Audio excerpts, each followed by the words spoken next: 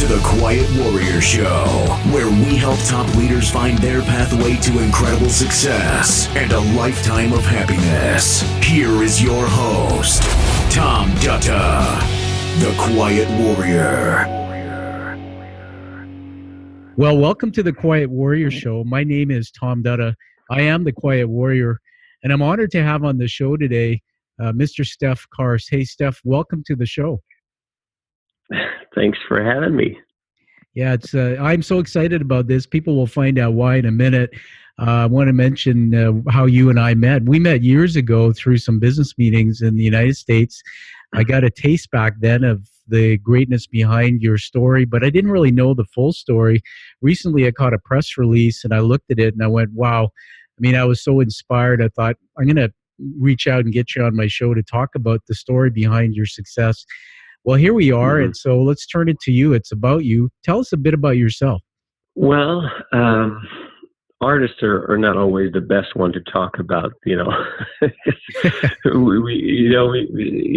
listen, I could tell you this.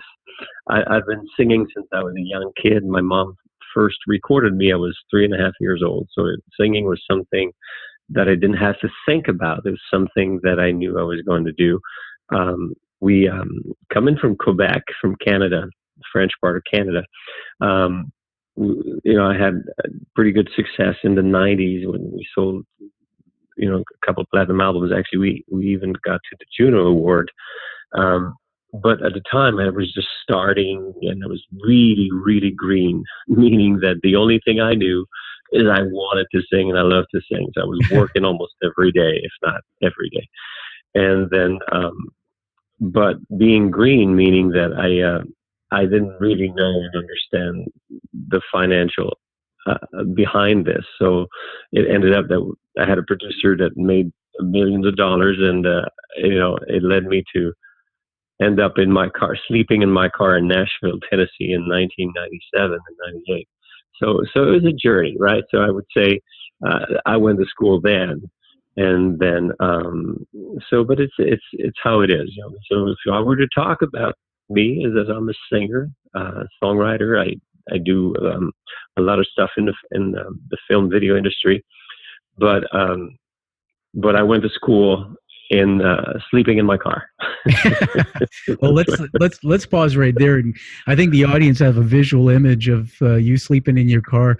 Let me just ask you to catch your breath for a minute, Steph, and I want to just build you up with your bio. I mean, the Quiet Warrior Show is about heroes, people coming on the show who are authentic, who don't have egos, but behind the story of success that most people see on the outside, we don't know the backstory, and it really is in that learning that we can learn to be better people and to be more successful.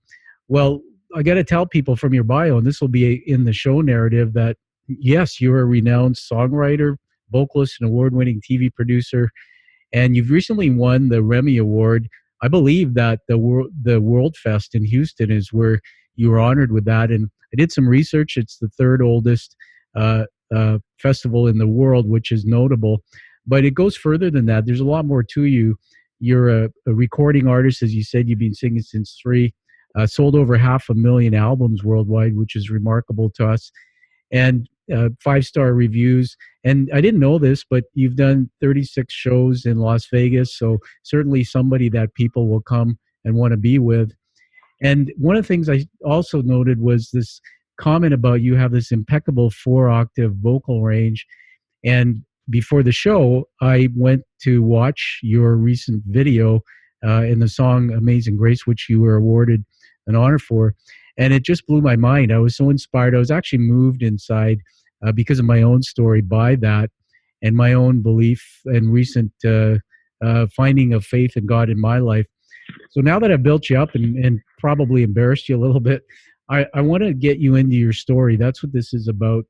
So take us back. I mean, you said you started singing when you were 3. Just take us back through more detail of that story, even the ups and downs, how you were schooled, ended up in the car. Tell us what you can. Wow.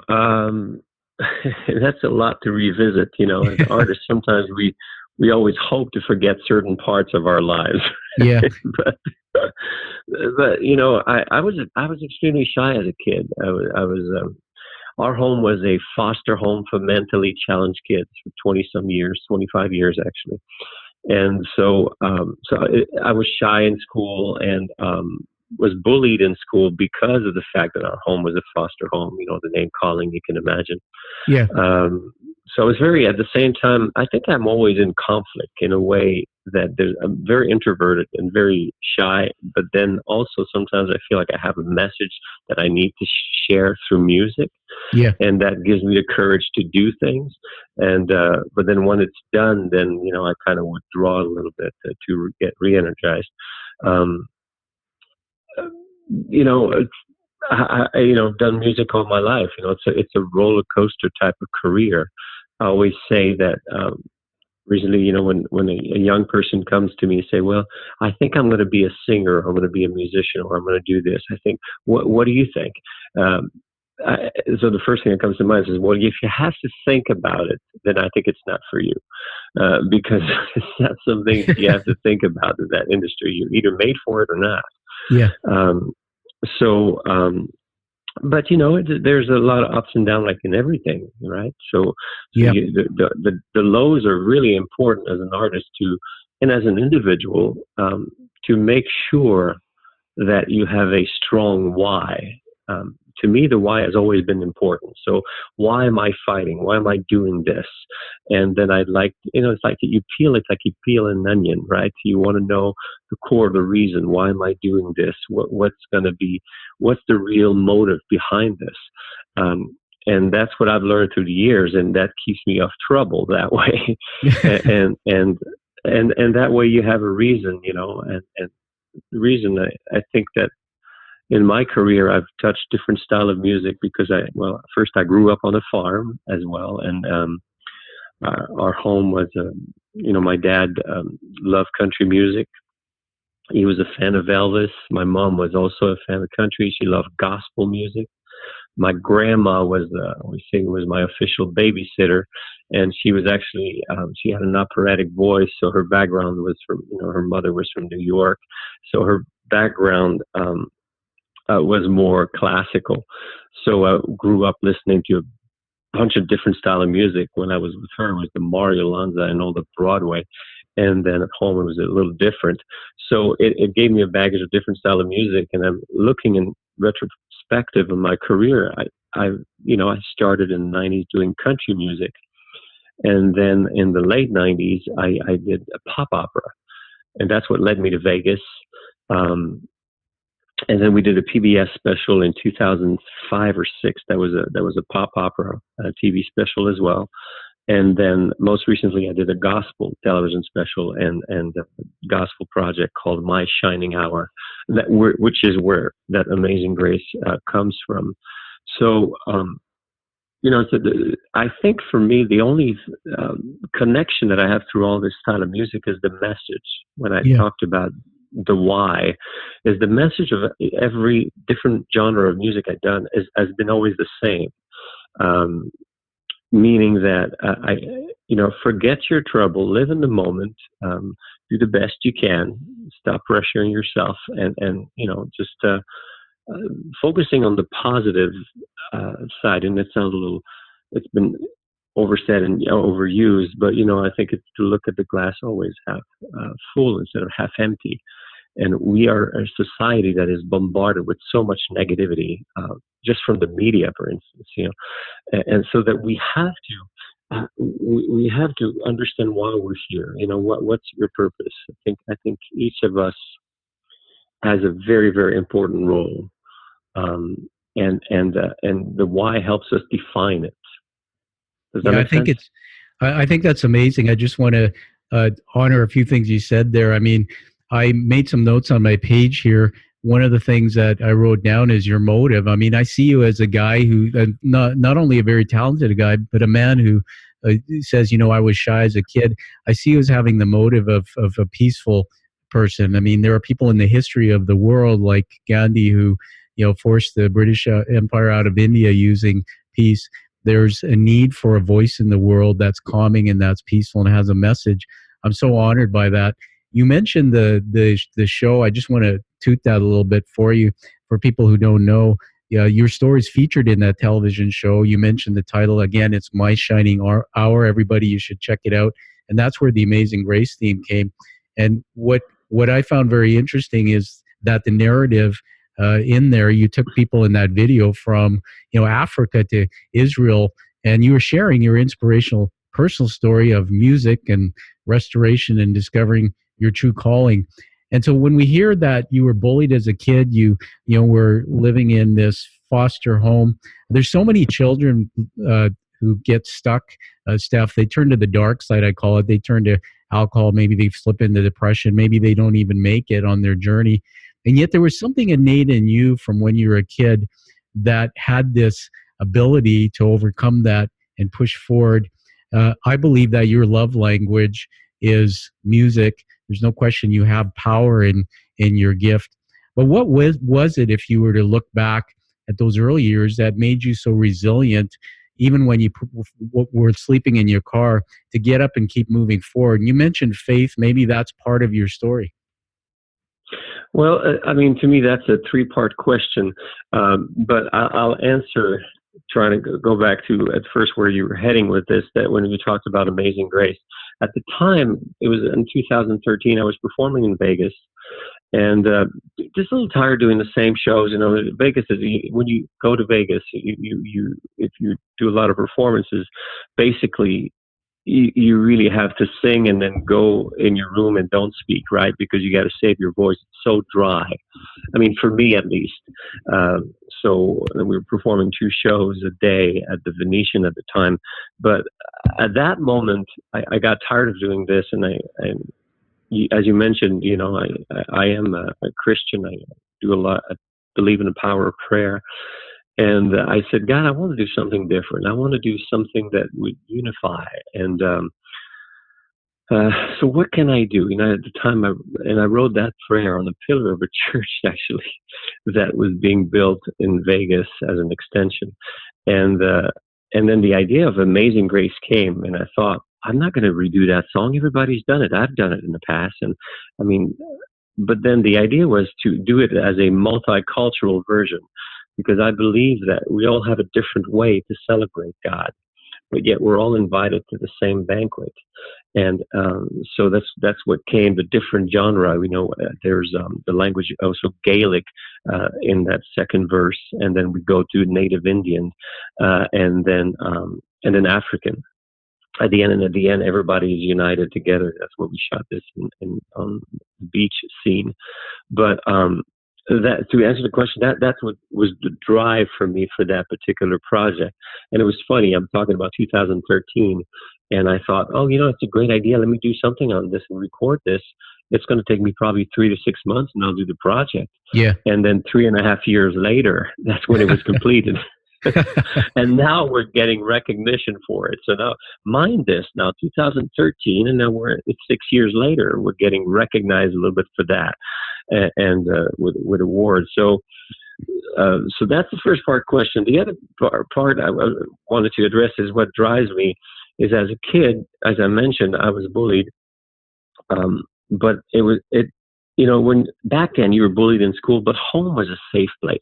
Yeah. Right. You get back home and you have your surrounding, and then you feel secure. And there's a whole different genre of bullying today. And as part of the project, My Shining Hour, we have a song that's actually charting now in Canada. I'm so excited. It's called Awesome. And there's an English and a French version for it. And the song is to celebrate life, that life is beautiful and that we are indeed awesome. I believe even the scripture says, King David says that we are awesomely made, depending on what version of the Bible you read, but in Psalm 139:14. And I believe that this young generation needs to be reminded of that, because the bullying today is way more devastating than it was back then, for many reasons. The first one is that they're bullying in school still, but then home is no longer a safe place, because the bullying, it follows them through their device. Cyberbullying, 42% of cyberbullying is done on Facebook, and then 30% on Instagram. And so it really leaves them no safe place. On top of that, parents are busier than they were when I was a kid, and sometimes families are divided today way more than when I was a kid, and so it gives them now it's a whole new battle. It's becoming such a dangerous issue because it's the number one cause. Bullying is number one cause of suicide for children under 14. So we have to stick together on that. So that's another big drive, and that's what it's like you say. I'm a little shy, but when I see some injustice and things that I could do something about, at least through certain gifts that you were all given, right? And I say, well, I that pushes the shyness away, and it says the message is more important than whatever I'm feeling, right? Yeah, no, absolutely. I got to tell you that my heart is growing 3 times its size right now. And I love you. I love your story. And the thing that I find is we're wired for narrative. We're wired for story, not just facts. And when you tell that story, I mean, you're moving people listening to the show. It'll be a legacy for you. The people who are listening to it, there'll be people saying, oh my God, that's my story. And I don't know if you know my true story. I've written about this in my book, but this isn't about me today. But I grew up in a violent home. My father was a raging alcoholic, and he passed away a year ago, and I made forgiveness. And through the last couple of years of my life, I found my faith in God and Christianity, and it guided me through this last piece, this last chapter. I was bullied as a kid for many different reasons. I was overweight, but I have dark skin. I mean, racial tension, and when I went home, the home was unsafe. So when you told that story, it was like the perfect picture with parallels to the life I grew up in. And the interesting thing is that you had this gift of your voice, and they say that, well, this is a teaching moment for the business leaders listening.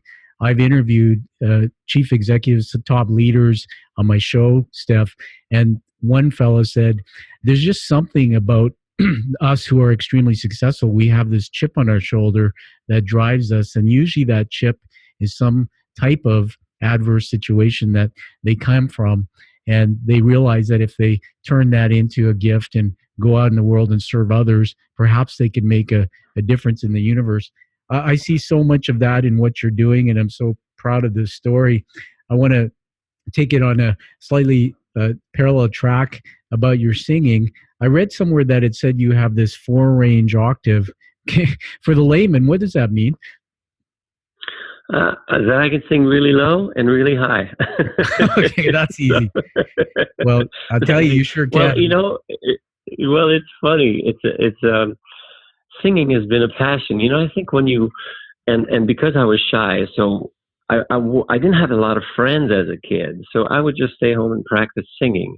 And I was singing so loud sometimes that my dad built me a little house, a little place, a little shack behind the home, right? So I could practice there and stop disturbing them. So I think that when you practice and you have that passion, you develop, like I mentioned, obviously, well, I had great uncle that were opera singers, and they had, at the time in Hollywood, when the actor couldn't sing, I think they were hired to be the voice. So it certainly is in our genetics, right? So there's no doubt about that. But you also have I guess the fact that I was developing it and sing it could have helped. And there's little tricks, I guess you develop over the years. And a friend of mine was giving me some tricks on singing, and actually now I'm reaching a 5th octave, which is very unusual at my age. But I love singing, so I just practice, and I don't try to think too much about it. That's pretty amazing.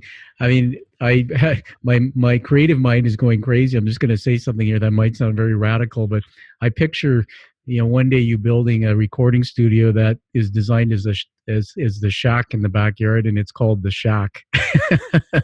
I think the Beatles had mushroom studios, or somewhere in Vancouver. I drove past it. Well, right. You're going to have the Shack, and I'm going to be your first visitor to come watch you. I had a couple of things that came into my mind as you were talking about this journey and the 4 octaves and the shyness. I had somebody on my show who's quite prominent in the business community. I won't mention names because today's about you. But this woman said that she grew up as a shy person, and yet today she has the personal branding as the woman with the woman with the platinum Rolodex. She knows people in the world that most people wouldn't know, and so she talks about this. She did a TED Talk, and one of the things that stuck with me, she said, everybody's shy. A lot of people are. They kind of fake it till they make it, but being shy is actually a strength. And one of the things I teach in my business, I have a training company, is we use personality science, and we have an assessment, and 25% of the population, based on the science behind what I do, says that people have the motive like you. My daughter does. It's called peaceful motive, and that's really what the shyness is. It's painful to step out sometimes to confrontation or to uncomfortable situations, not because of a weakness, but because everything in life is through the motive of peace. And the world can learn to be better through the motive of peace. 75% of the people out there who don't know how to do that can learn from a man like you. So just such an honor. The last thing I want to ask you, and then we'll turn it to you to tell us about your body of work and how people can get that, is really about the purpose that you have with the work. Before you go on stage, because you know that you have this gift of singing, but you have this shyness you've dealt. What's your routine before you stand on stage and sing or perhaps perform? I'd like to know a little bit about that. Most of the time, it's a big kick in the butt because you're right. You're really. There's times when I'm just about to go on stage, and I said, I want to be home and watch an episode of Andy Griffith right now and just relax. But then it comes to it's the pressure sometimes, that we put ourselves. I give you I'm glad you shared your Man of Faith. That was I'll share a story with you. Yeah. There's a time when I'm performing in Vegas, coming from the east part of where it's very humid. When you perform in Vegas, it's quite you have to adapt quite a bit to the dryness for your voice, Yeah. So basically you sing, and then you basically have to have, at least in my case, humidifier, right? right after, because no matter how much water you're drinking, the whole nasal area, it just dried up. And so there's times when I had to perform, and at the time they always wanted me to do the Bocelli songs, Andrew Bocelli songs, which are demanding songs. Yeah. And so I would be in my green room and basically had no voice. Nothing would come out. So by the time I get to the stage, I was in the elevator. I would just get on my knees and pray. I said, God, I'm not going to worry about it. I'm just going to let you do what you do. And then I would walk on stage, and then it would come and just open the mouth, and it would come out. So that certainly has been a big training for me, Yeah. Because you learn to let go and let God. But at first, to get on stage, sometimes it really, I never lose that nervousness. I really get nervous because you wonder, am I gonna hit the note? Am I gonna do this? It's always, and I'm realizing it's the fear of disappointing. And once you get rid of that and you just enjoy the moment, then it's you're able to appreciate it a little bit more. But it's a work in progress. Absolutely. Put it this way. Well, I honor your courage for sharing your story and your vulnerability. I mean, that in itself is in the business world, in leadership, is a trait that is admired. And certainly you're a guy that has many talents that many people in the world don't have, and aspire to be great singers. I want to put you on the spot, and if you say no, that's okay. Your voice may not be ready, but sing a couple bars of that 4 octaves. Give us a little. Oh no, not right now. I'm in the middle of editing. Okay. We just filmed 2 days ago was my birthday. Oh, and then that was the only day that I had to film a new music video. Yeah. And it was a long video, and now I'm editing. I've been in front of the computer because I love editing. So I've been in front of the computer for hours, and don't put me on the spot like that. All right, that's awesome. Well, that's actually a great segue then to have you tell us where people can get a hold of your body of work, find out about your songs, watch your video, and everybody, you can get it live through some of that work So tell us where people can get a hold of you, Steph. We have that nonprofit Why I Count, which is the anti-bullying project that we talked about. And this spells with just the letter Y, I count, for why I matter, why I count, .org. And we're just using the letter Y instead of WHY. And they could see some of the work we do there. And then otherwise they go to my website, stephcarse.com. And Steph spells STEPH. Carse is CARSE.com. And all the social media, we're Instagram is this /Steph Carse, or YouTube it's Steph Carse TV. So there's a lot of stuff out there with social media today. It's a whole new thing. Yeah, I mean, you put your name in Google. I've done it, and there's just amazing stuff that comes up. I don't know if I mentioned earlier in the show, but I wanted everybody to know that Steph's been in Florida for over 20 years, but he's a Canadian, so we're connected in our souls. Originally from Quebec, a great part of our country up here. I'm in Vancouver, British Columbia, as you know, and it's just fantastic. Before I let you go, I want to honor you with some words. I write these down, Steph, as I'm interviewing. They're not scripted. They come to me through my heart, my soul, as I'm listening to you talk. These are, I guess, we'll call them leadership words. The first one is heroic. To take your background and the gift you have and do something to impact the world is simply heroic. You're a leader. There's no question. Number 3 is awesome, based on the word you gave us. If I look in the dictionary, that's where I would see your picture. And the last one is, I feel it in you. I feel this sense of peace and love and this guiding light. We'll just say you are faith. So on that note, I want to thank you for being on my show, Steph. We will probably have you back again to talk about your next thing.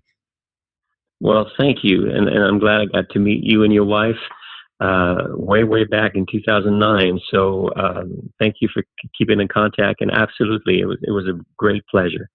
God bless. Awesome. Well, thank you. And everybody, find this show on iTunes and give it a rating so we can honor Steph's amazing story. Find that true purpose and passion like you hear from him, and live life that you deserve and desire. Thank you for listening to The Quiet Warrior Show. Create is a motive-based leadership development firm. www.kreat.ca